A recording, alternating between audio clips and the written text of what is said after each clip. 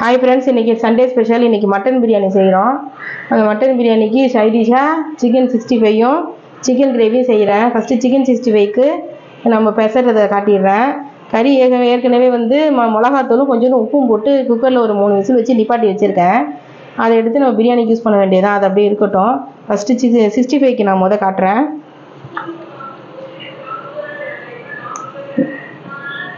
ஒரு ஸ்பூன் இஞ்சி பூண்டு பேஸ்ட்டு, 2 ஸ்பூன் தயிர், நல்லா கட்டி தயிரை எடுத்துக்கோங்க. புளிச்சிருக்கணும், அப்போ தான் நல்லாயிருக்கும்.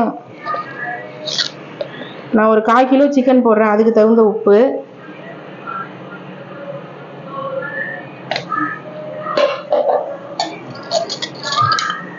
மிளகாத்தூள். நான் சிக்கன் 65 பவுடர்லாம் யூஸ் பண்ணுறதில்ல. நான் வீட்லேயே இதுமாரி ஏதாவது பண்ணிக்கிறது தான். நல்லா தான் இருக்குது, இதுமாரி போட்டால் நல்லா இருக்குது ஹோம் ஸ்டைலில்.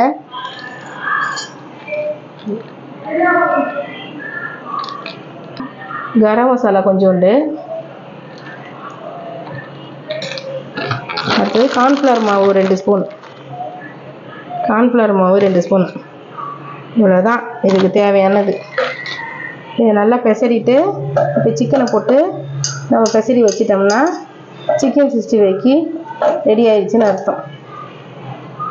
காஷ்மீரி சில்லி போடுவேன், அது வேணால் கலருக்கு தான். அதெல்லாம் எதுக்கு, நார்மலாக நம்ம வீட்டுக்கு யூஸ் பண்ணுற மிளகாத்தூளே நல்லா தான் இருக்குது செய்கிறது.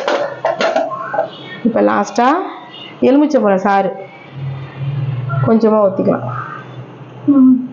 போதும். ஆனால் 1/4 கிலோ சிக்கன் தானே, அவ்வளோதான். இந்த ஸ்டேஜில் உப்பு கொஞ்சம் டேஸ்ட் பண்ணிவிட்டு நம்ம சிக்கனை போட வேண்டியதான். எனக்கு கரெக்டாக இருக்க மாதிரி தோணுது, அதனால் நான் டேஸ்ட் பண்ணல.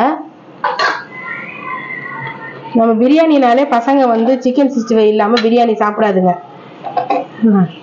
அதனால் சிக்கன் 65 மஸ்ட்டு. எப்போ வாங்கினாலும் கொஞ்சம் 65 போட்டுடுறது, அவ்வளோதான். மைதா மாவுலாம் யூஸ் பண்ண தேவையில்ல, வெறும் கார்ன்ஃப்ளவர் மட்டும் போதும். மிளகாத்தூள் போதும், காரத்துக்கு மிளகாத்தூள் இருக்குது. நல்லா ஈவனாக பெசரி வச்சிடும். இதை நான் பொரிச்சு காட்டுறேன், எப்படி இருக்குன்னு பாருங்கள். நல்லாயிருக்கும். நம்ம கடையில் வாங்குகிற சிக்கன் 65 பவுடரில் என்னமோ அதை சேர்க்குறாங்க இது சேர்க்குறாங்கன்னு சொல்லிட்டு பயமுறுத்துறாங்க. நான் முக்கால்வாசி வீட்லேயே எல்லாம் ரெடி பண்ண ஆரம்பிச்சிட்டேன். நான் அந்த டேஸ்ட்டில் இல்லைனாலும் நம்ம சாப்பிட்ற அளவுக்கு இருந்தாலே போதும்.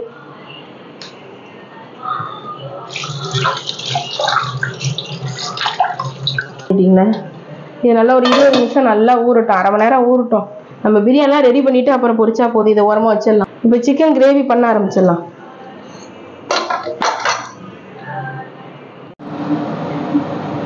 மூணு கிராம்பு, கல்பாசி 2, இதுதான் இதுக்கு தாளிக்கிறது, வேற ஒன்றும் தேவையில்லை இதுக்கு. இப்போ கொஞ்சோண்டு சோம்புத்தூள் போட்டுக்கலாம்.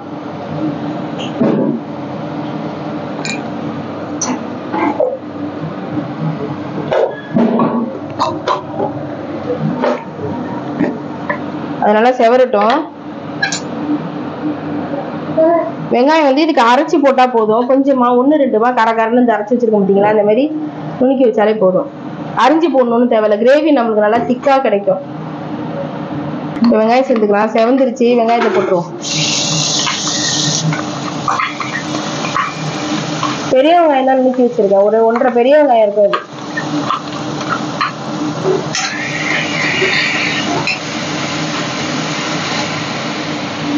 இப்போ இஞ்சி பூண்டு பேஸ்ட் போட்டுக்கலாம். நான் காலையிலே எல்லாத்துக்கும் சேர்த்து இஞ்சி பூண்டு அந்த பேஸ்ட்டை அரைச்சி வச்சுட்டேன்.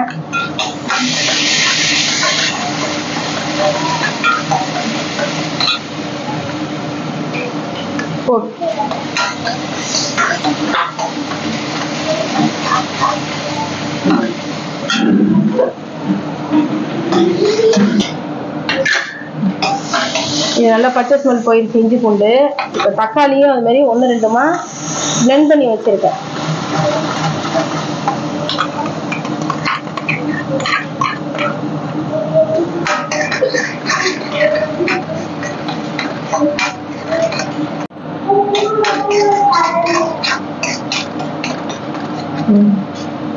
தக்காளி நல்லா வதங்கிருச்சு. இப்போ மஞ்சத்தூள் மஞ்சள் போட்டுக்குவோம்,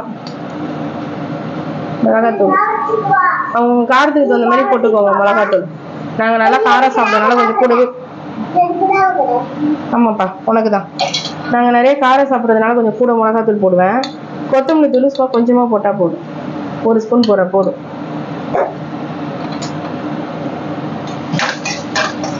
எல்லாத்தையும் சேர்த்து நல்லா வதக்கிக்கலாம்.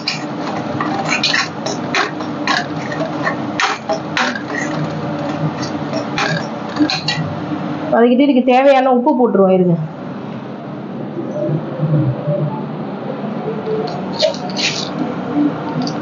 இந்த கிரேவிக்கு தேவையான உப்பு போட்டாச்சு. இப்போ கருவேப்பிலை,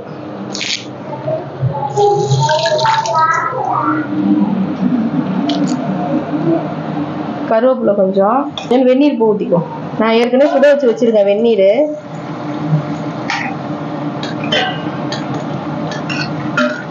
இப்போ கறி சேர்த்துக்குவோம்.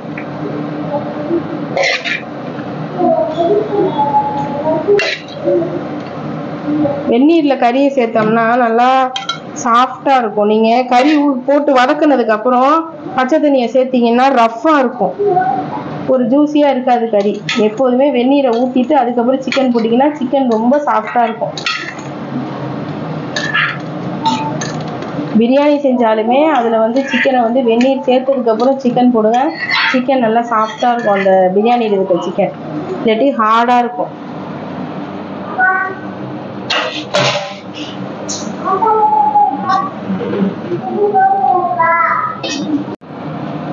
இப்போ நல்லா ஒரு 1/2 மணி நேரம் அது பாட்டுக்கு மீடியம் ஃப்ளேமில் கொதிக்கட்டும். அப்புறமே நம்ம தேங்காய் அரைச்சி ஊற்றணும். தேங்காயும் மிளகு ஜீரகம் அதோட தேங்காயோட சேர்த்து அரைச்சி ஊற்றினோம்னா கிரேவி ரெடி. இறக்க போகிற நேரத்தில் தான் தேங்காய் ஊற்றணும், முன்னாடியே ஊற்றினா எண்ணெய் வாசனை அடிக்கும். அதனால நான் லாஸ்ட்டாக இறக்க போகிற நேரத்தில் தான் தேங்காய் ஊற்றி கொதி விட்டு இறக்குவேன் கிரேவியை. இது ஒரு 1/2 மணி நேரம் ஆகட்டும். அடுத்து பிரியாணிக்கு ரெடி பண்ணிடலாம். பிரியாணி செய்ய ஆரம்பிச்சிட்டேன். பிரியாணி பாத்திரத்தை வச்சு கொஞ்சம் எண்ணெய் ஊற்றி பட்டை கிராம்பு போட்டு அது செவந்தோடனே வெங்காயத்தை போட்டாச்சு. பசங்க வந்து மொபைலில் விளையாடி சார்ஜ் தீர்ந்து போச்சு. அதுதான் சார்ஜ் போட்டு வந்து அப்புறம் வீடியோ எடுக்க வேண்டியதாக இருக்குது. இது வெங்காயம் வதங்கட்டும், அது வரைக்கும் க்ளோஸ் பண்ணி வைப்போம்.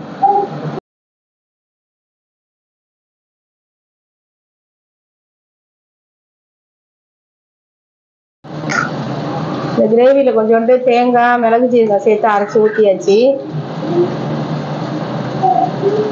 நல்லா கொதிக்கட்டும். ஒரு 5 நிமிஷம் கொதிச்சா போதும். தேங்காய் ஊற்றி ரொம்ப நேரம் கொதிக்க வேண்டாம்,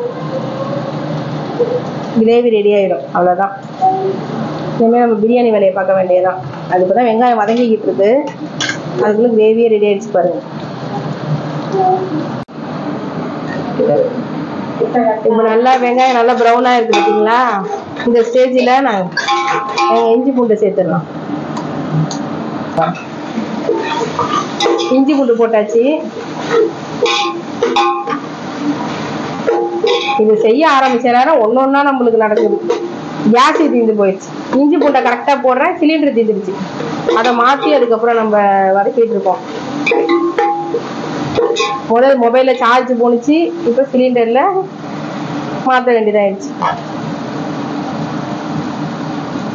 இப்படிதான் நம்ம ஏதாவது செய்ய ஆரம்பித்தோம்னா நம்மளுக்கு ஏதாவது சொதப்பல்கள் வந்துட்டு தான் இருக்கும். அது ஒன்றும் பண்ண முடியாது. நல்லா வதங்கட்டும்.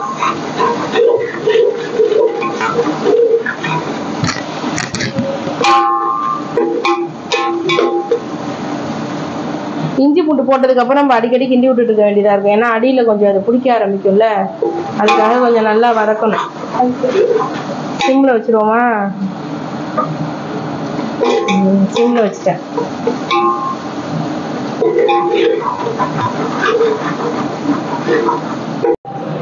இப்போ கிரேவி ரெடி ஆயிடுச்சு. இது ஆஃப் பண்ணிட வேண்டியதான்.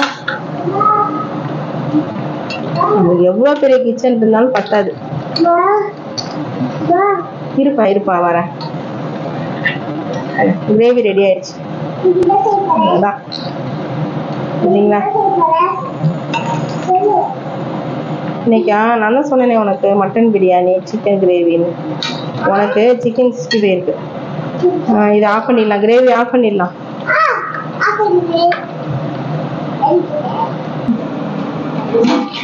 இஞ்சி பூண்டு நல்லா வதங்கி எண்ணெய் பிரிஞ்சு வந்துருச்சு. இப்போ தக்காளியை போட்டுருவோம்.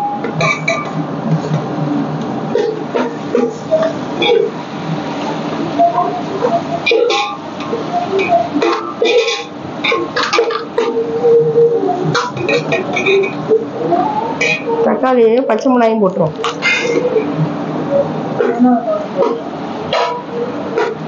இப்போ போட வேணாம், கொஞ்சம் வதங்கினதுக்கு அப்புறம் தான் போடணும். புதினா கொத்தமல்லி கொஞ்சம் நல்லா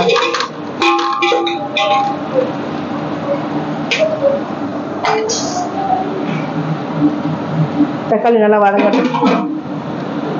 மூடி மூடி வதக்கணும்னா நல்லா வதங்கும். எந்த வெங்காயமா இருந்தாலும் தக்காளி சால்ட்டு போடலாம். இப்போ வேண்டாது, வெங்காயத்துல ஏறி போயிடுது சால்ட்டு. அதனால நான் போட்டு வதக்கிறது இல்லை. கொஞ்ச நேரம் மூடி இருக்கட்டும், அது தக்காளி வதக்கிற வரைக்கும். அடிக்கடி எடுத்து நம்ம வதக்கி விட்டாலே போதும். இப்போ தக்காளி நல்லா வதங்கிடுச்சு பாருங்க. கிட்டக்க காட்டுங்கம்மா, கிட்ட காட்டுங்க எப்படி வதங்கிருக்கு பாருங்க. உப்பு சேர்க்கணும் கூட கிடையாது. நல்லா சிம்முல கொஞ்ச நேரம் மூடி வச்சாலே தக்காளி நல்லா மைய வதங்கிடுச்சு பாருங்க. இப்ப இந்த ஸ்டேஜ்ல நம்ம கருவேப்பிலை கொத்தமல்லிங்கிற புதினா கொத்தமல்லி சேர்த்துக்குவோம். பச்சை மிளகா முதல்ல போட்டேன், நீங்க இல்ல, நான் வீடியோ எடுத்துட்டாத.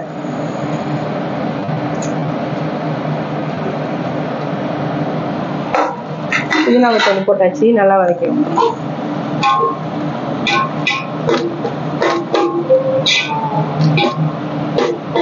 இப்போ கொஞ்சம் மிளகாத்தூள் போட்டுக்கோ.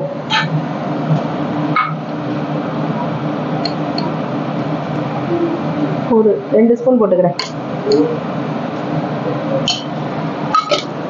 நான் கறியிலையும் கொஞ்சோண்டு உப்பு மிளகாத்தூளும் போட்டு வேக வச்சிருக்கேன். இதையும் கொஞ்சம் போட்டுக்கோ, அப்பதான் காரமா நல்லா இருக்கும்.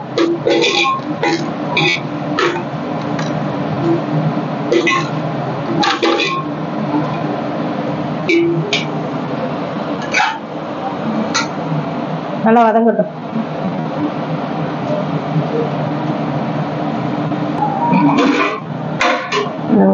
நல்லா மிளகாத்தூளும் நல்லா பச்சை வாசனை போயிடுச்சு. நல்லா இந்த மாதிரி எண்ணெய் பிரிஞ்சு வந்துருச்சு பாருங்க. அது க்ளோஸ்அப்ல காட்டுங்கம்மா. எண்ணெய் நல்லா பிரிஞ்சு வந்துருக்கு பாருங்க.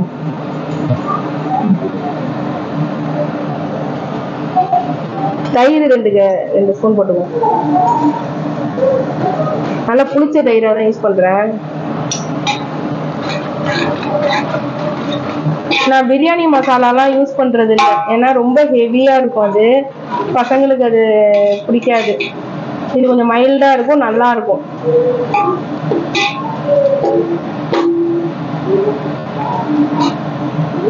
மசாலா ஸ்மெல் ரொம்ப இருந்தாலும் நம்மளால சாப்பிட முடியாது, திகட்ட ஆரம்பிச்சிடும். மீடியமா இருக்கும்.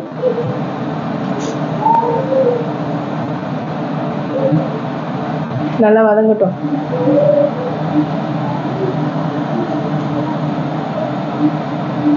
நல்லா தயிர் போட்டு நல்லா வதங்கிருச்சு. நான் கறியும் மிளகாத்தூள் உப்பு போட்டு வேக வச்ச கறி இதில் சேர்த்துருவேன். இந்த தண்ணியும் நான் கணக்கில் வச்சுக்குவேன். நான் ஜீரக சம்பா ரைஸாக யூஸ் பண்ணுறேன்.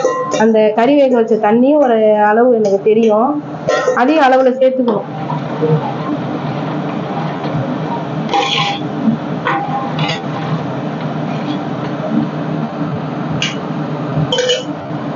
இப்போ கொஞ்சமாக உப்பு சேர்த்துப்போம்.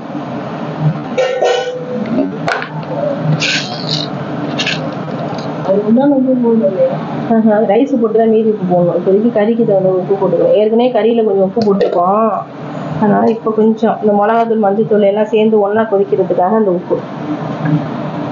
இது நல்லா ஒரு 10 நிமிஷம் அது பாட்டு கொதிக்கட்டும். அப்போதான் இதில் இருக்க உப்பு புளிப்பு உரப்பு எல்லாமே வந்து அந்த மட்டனில் ஏறும். நம்ம ஏற்கனவே வேக வச்சுருக்கோம், ஒரு 3 விசிலிட்டு தான் எடுத்து வச்சுருக்கேன். அதனால ஒரு 3/4 பங்கு தான் கறி வெந்திருக்கும். இப்போ இதில் தான் 1/4 பங்கு வேகும்.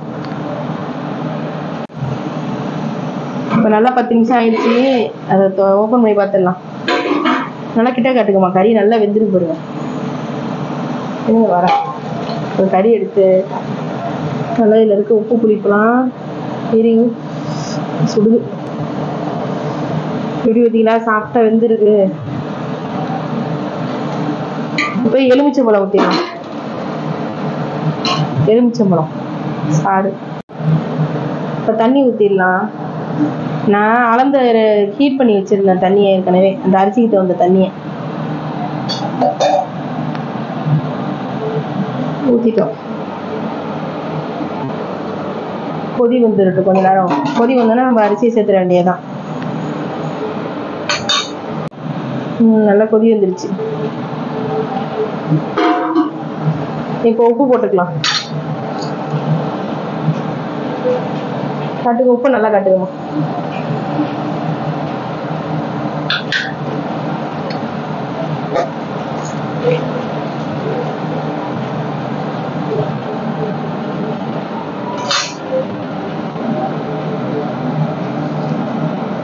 இப்போ ரைஸ் சேர்த்துக்கலாம். நான் அரை மணி நேரம் ஊற வச்சேன். ஜீரக சம்பாரை தான், அதனால களைஞ்சிட்டு அரை மணி நேரம் ஊற வச்சிருந்தேன்.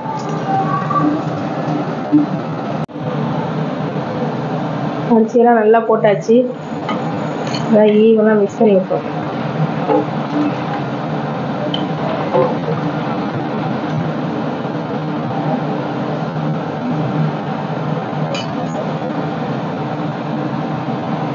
இப்போ க்ளோஸ் பண்ணி வச்சிடுவோம். ஒரு 5 நிமிஷம் கொதிக்கட்டும். 10 நிமிஷம் ஆயிடுச்சு. நல்லா தண்ணிலாம் சுண்டி தம்மு போட ஸ்டேஜுக்கு வந்துடுச்சு.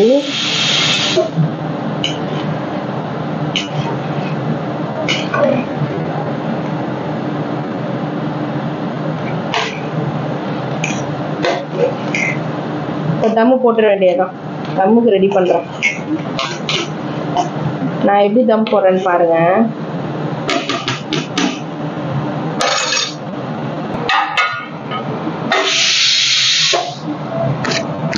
பழைய தோசைக்கல், இது மாதிரி பழைய தோசைக்கல்ல நல்லா ஹீட் பண்ணி, நல்லா ஹையில் வச்சு ஹீட் பண்ணி, தம்முக்கு இந்த தோசைக்கல் வச்சிருக்கேன். ஹீட் பண்ணதுக்கப்புறம் அந்த பிரியாணி எண்ணத்தை வச்சு மேலே நல்லா ஹாட் வாட்டர், நல்லா தண்ணி கொதிக்க வச்சு அது மேலே வச்சிருவேன். நான் கொதிக்க வச்சிருக்கேன். அதை காட்டுறேன்.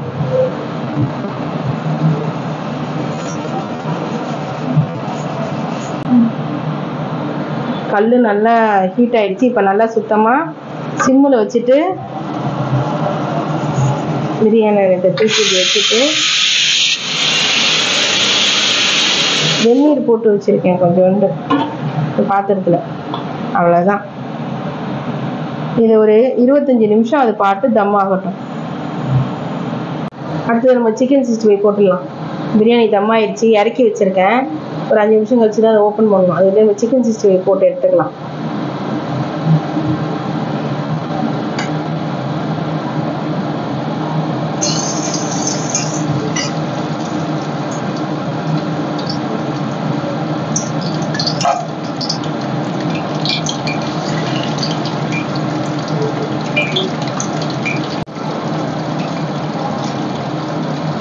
இது நல்லா மீடியம் ஃப்ளேமில் வச்சு பொறுமையாக வேகட்டும்.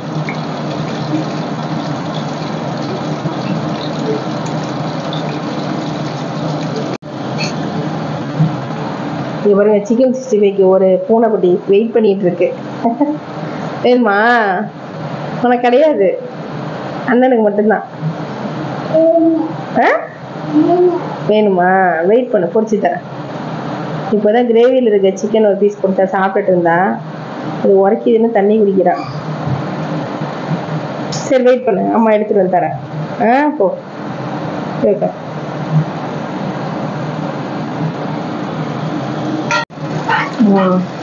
நல்லா எழுந்திரிச்சு எடுத்துடலாம். நீ சாப்பிடு, இதை எடுத்துட்டு வரேன். சிக்கன் எடுத்துடலாம். ஃபஸ்ட்டு சின்ன பீஸ்லாம் எடுத்துடலாம்.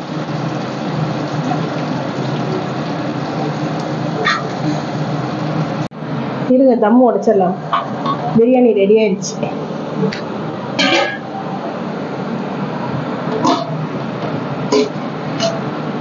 சூப்பரா ரெடி ஆயிடுச்சு பிரியாணி. க்ளோஸ்அப்ல காட்டுங்க. இருங்க,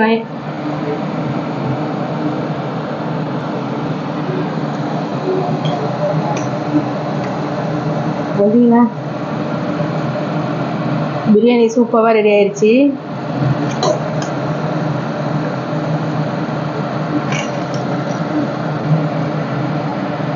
மசிஞ்சிச்சு, ஈவனாக வெந்திருக்கு பாருங்க. ஒரு இதை நசுக்கி காட்டுறேன்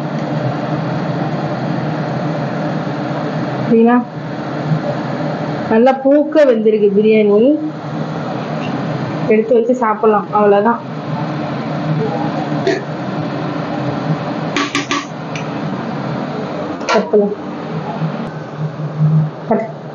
பசங்களுக்கு சாப்பாடு வச்சாச்சு. சாப்பிட்டு சொல்லுங்க எப்படி இருக்குன்னு பிரியாணி. அம்மா செஞ்சது எப்படி இருக்குன்னு. என்னப்பா பசங்க சாப்பிடாது நீ சொல்லு. நல்லா வெந்திருக்கா? கறி நல்லா நசிச்சு காட்டு. பாருங்க எவ்வளோ மீட் எவ்வளோ அழகாக வெந்திருக்கு, நல்லா இருக்கு பாருங்க. நீ நசிக்க காட்டணுமா? ஓகே ஓகே, சாப்பிடுங்க. முதல் சாப்பாட்டை சாப்பிட்டு பாப்பா, சைடிஷா வெறும் சாப்பிடு. ஓகே, நல்லா இருக்கா? ஓகே ஓகே ஃப்ரெண்ட்ஸ், இந்த வீடியோ பிடிச்சிருந்துன்னா உங்களுக்கு லைக் பண்ணுங்கள், ஷேர் பண்ணுங்கள், சப்ஸ்கிரைப் பண்ணுங்கள். பசங்க சாப்பிட்டோம். இந்த நாள் இனிய நாளாக அமையட்டும். பாய்.